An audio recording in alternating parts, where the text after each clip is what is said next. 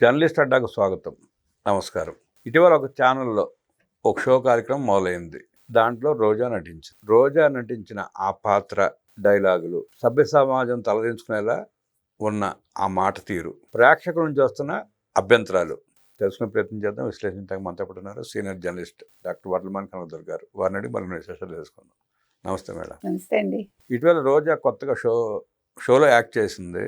దాంట్లో ఆమె మాట్లాడిన తీరు, డైలాగులు ఆమె చాలా అసభ్యకరంగా ప్రజలు చేదరించినలా ఉన్నాయి. వాటి మీద ప్రేక్షకుల నుంచి అభ్యంతరాలు వస్తున్నాయి. అయినా అట్లా కంటిన్యూ చేస్తూ ఉంది ఆమె. మీరు ఎట్లా చూస్తారు, ఎట్లా విశ్లేషిస్తారు? అంటే మొత్తానికి ఒక ఛానల్ పట్టుకోగలిగింది ఆవిడ. మళ్ళీ 2 ఏళ్ల తర్వాత కష్టపడి ఎన్నికలు అయ్యాక, అన్ని రకాల ప్రయత్నాలు అయిపోయాక ఫ్యామిలీ అసెంబ్లీ షో పేరు, ఒక ప్రైవేట్ ఛానల్ అది. అందులో మీకు మొన్న ఏప్రిల్ 19 నుంచి మొదలైంది, అంటే సండే వస్తుందన్నమాట. సో దీంట్లో అసలు మీరేం అంటే కపుల్స్ని పిలుస్తారండి. అంటే వీళ్ళు చెప్పే సెలబ్రిటీ కపుల్స్ కదా, మన ఆ పదం ఒప్పుకోగానే. మొత్తానికి వాళ్ళు వస్తారు, భార్యాభర్తల చేత ఒక రకమైన సర్కస్ ఫీట్లు అనుకోండి, ఇంకంతకుమించి నేను పదం వాడను, అలాంటి ఫీట్లు చేయిస్తున్నారు. మనం చూసాం ఎంత అసహ్యంగా ఉందో. అంటే దాని మీద వల్గర్ కమెంట్స్. ఒకతను వస్తాడు, అతను ఫస్ట్ నైట్ గురించి మాట్లాడతాడు. దాని మీద ఈవిడ వేసిన సెటైర్లు, అంటే ఈవిడ వయసుకి చాలా ఎబ్బెట్టుగా ఉంది, వినడానికి కూడా ఎబ్బెట్టుగా ఉంది. ఆ ఫస్ట్ నైట్ మీద అతని పొటెన్షియల్ మీద మాట్లాడడం, తర్వాత సమీరా భరద్వాజ్ గురించి కూడా, అంటే ఆ అమ్మాయి కూడా ఈవిడకి పక్కన ఆవిడ ఉంటుంది, యాంకర్స్గా ఉన్నారు వీళ్ళు. ఆ అమ్మాయి ఫస్ట్ నైట్ గురించి మాట్లాడడం ఏంటో చాలా జుగుప్సగా ఉంది అది. అంటే ఒక ఫ్యామిలీ షో అని చెప్తూ అసలు అసెంబ్లీ ఏంటి, అసలు ఫస్ట్ పదవే తప్పు కదా. ఇలాంటి వాటికి అసెంబ్లీ అని పెట్టడం ఏంటి? మరి ఎక్కడ అబ్జెక్షన్ ఎందుకు రాలేదు? ఫస్ట్ ఆ టైటిల్ మీద అబ్జెక్షన్ రావాలి, ఎవరైనా కోర్టుకు వెళ్ళాలి. ఇప్పుడు అసెంబ్లీ అంటే మనకు తెలిసి శాసనసభ కాదుగా, ఇది గౌరవ సభ. అది గౌరవ సభ, ఇది వల్గర్ షో. ఈ వల్గర్ షో గురించి మరి ఎవరు ఆ టైటిల్ గురించి ఎందుకు అబ్జెక్ట్ చేయట్లేదు? నెంబర్ 1. నెంబర్ 2, మీరు అసలు ఆ పేరు తప్పు. ఫ్యామిలీ అని చెప్పి ఒక జంటను తీసుకొచ్చి వాళ్ళ చేత పనికిమాలిన మాటలు చెప్పించడం, మీరు పనికిమాలిన మాటలు మాట్లాడడం, అంటే ఇంకా అది ఒక రకంగా డార్క్ కామెడీ అంటారు చూడండి, లేకపోతే డార్క్ ఏమనాలి, కొన్ని సైట్స్ ఉంటాయి, అట్లా ఉందన్నమాట అది. 2 రకాలుగా. అంటే మీకు హాఫ్ ఇది ఒక కుటుంబంతో కూర్చుని మీరు చూడలేరు, పిల్లలతో అస్సలు చూడలేరు. నాకైతే అలా అనిపించిందండి. ముందు అసలు టైటిల్ మీద వెళ్ళాలి. ఆమె పలికిన డైలాగులు వింటే భార్య భర్తలు కూడా కూర్చొని చూడలేని పరిస్థితి. చాలా అసహ్యంగా ఉందంటున్నాను కదా సార్. అంటే రోజాకి అవన్నీ చాలా సహజం అనుకుంటుందో, ఆవిడ ఇంకా ఏం మాట్లాడుతున్నాను అర్థం కాకుండా ఉందో, ఎమ్మెల్యేగా చేశాను మర్చిపోయిందో, మంత్రిగా చేసింది ఆవిడ. మరి ఈ రకంగా ఉండడం అంటే డబ్బుకి ఇంకా ఏమైనా చేస్తుందా డబ్బు కోసం? ఇప్పుడు సంపాదించుకున్న ఆడుతాం ఆంధ్రాలో సంపాదించుకుంది కదా, మరి సంపాదించుకుంది. ఋషికొండ అది అక్కడ పేరుకి 500-600 కోట్లు, ఈవిడ ఎంత ఎన్ని కోట్లు తిందో తెలియదు కదా. ఏది ఏమైనా ఇవాళ ఈవిడ స్టేచర్ లేదు, ఒకప్పుడు ఉండేది, కానీ ఆవిడ ఆ రకంగా షో చేయటం అనేది ఇది చాలా అసహ్యంగా ఉందండి. మరి ఛానల్ వాళ్ళు కూడా ఆలోచించాలి. ఆ టైటిల్ మీద మాత్రం ఖచ్చితంగా ఎవరైనా కోర్టుకు వెళ్ళాలని మాత్రం నేను కోరుతున్నాను. పార్టీలో పనిచేస్తుంది, ఇప్పుడు వైఎస్ఆర్ కాంగ్రెస్ పార్టీలో మహిళా నేతగా ఉంది. అలాంటి వ్యక్తి ఆ స్థానంలో ఉండి ఈ రకంగా మాట్లాడుతూ ఉంటే ఆ పార్టీలో అభిమానులు కానీ పార్టీ అధ్యక్షులు కానీ ఊరిన పరిస్థితి ఉంటుందంటారా? సార్, సొంత చెల్లినే తిట్టించిన వాడు ఊరుకోకుండా ఏం చేస్తాడు? ఇంకొంచెం మాట్లాడమ్మా అంటాడు కావాలంటే జగన్మోహన్ రెడ్డి. బాగుంది చెల్లెమ్మ, ఇంకొంచెం చెయ్యి అంటాడేమో. లేకపోతే ఏంటండి, ఇప్పుడు చెల్లెల్ని అన్నవాడే కదా అరెస్ట్ అయ్యాడు, తల్లిని అన్నవాడే కదా అరెస్ట్ అయ్యాడు.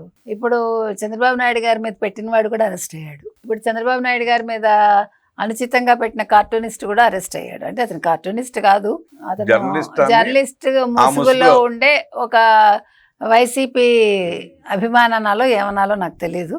మొత్తం మీద ఇవాళ ఎవరైతే ఇలాంటి పిచ్చి పనులు చేస్తున్నారో మరి వాళ్ళు అరెస్ట్ అవుతున్నారు. కాబట్టి అసలు ఇలాంటి షోలు ఎలా అనుమతిస్తున్నారు? అసలు ముందు రోజా కూడా ఆలోచించుకోవాలి. మరి రోజాను సస్పెండ్ చేస్తారా వైసీపీ నుంచి? జగన్మోహన్ రెడ్డి సస్పెండ్ చేస్తాడా? పర్లేదులే మన రోజానైనా అని అనుకుంటాడా? మరి ఇప్పుడు రేపు పొద్దున ప్రజల్లోకి ఎలా వెళ్తుంది?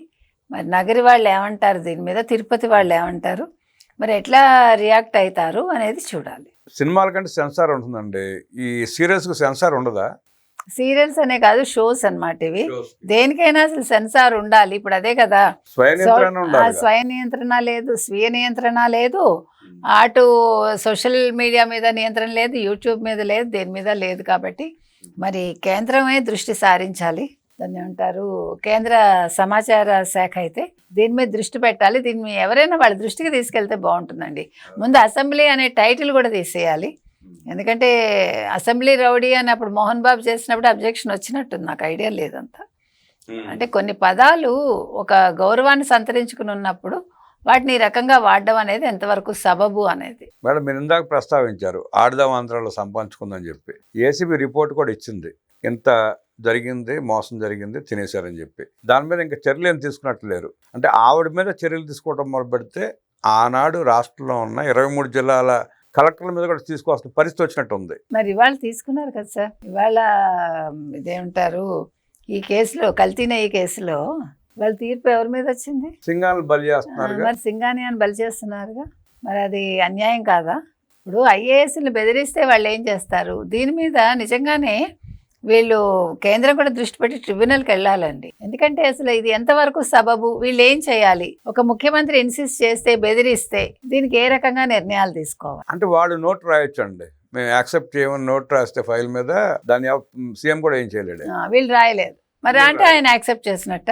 ఇప్పుడు శ్రీలక్ష్మి లాగానే అంతేగా మరి. అవును, ఇప్పుడు మీకు 23 మంది మీద చర్యలు తీసుకోవాలంటే తీసుకోండి. ఇప్పుడు వాళ్ళు కూడా నోటు ఇవ్వలేదనే కదా అర్థం. ఇప్పుడు వాళ్ళు ఎవరో బలవుతారని తప్పు చేసిన వాడిని మీరు వదిలేస్తారా? అది ఇక్కడ సింగాల మీద చర్య తీసుకునే ముందు అసలు పాలక మండలి మీద తీసుకోవాలిగా. పాలక మండలి మీద తీసుకోవాలి, సింగాల మీద తీసుకోవాలి, సుబ్బారెడ్డి మీద తీసుకోవాలి, ధర్మారెడ్డి మీద తీసుకోవాలి, కరుణాకర్ రెడ్డి మీద తీసుకోవాలి, మొత్తం అందరి మీద తీసుకోవాలి. ఎవరి మీద తీసుకోవట్లే కానీ అధికారులు బలి చేస్తున్నారు. తప్పండి, అది మాత్రం తప్ప. అది అంటే నేను అనేది వాళ్ళ మీద తీసుకున్నాక వీళ్ళ మీద తీసుకుంటే అది అర్థవంతంగా ఉంటుంది.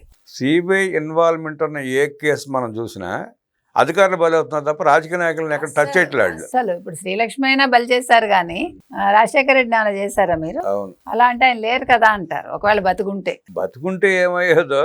బతికి లేడు కాబట్టి కొడుకు చేత నెంబర్ 1 A1 అని అనిపించుకున్నాడుగా, కేసులో పెట్టించుకున్నాడు కదా.